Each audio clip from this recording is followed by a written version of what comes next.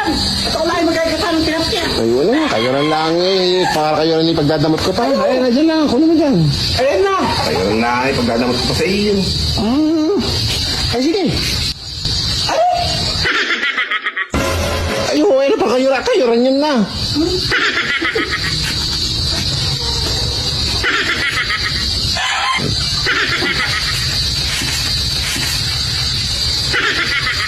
Kayo rin na. Aba.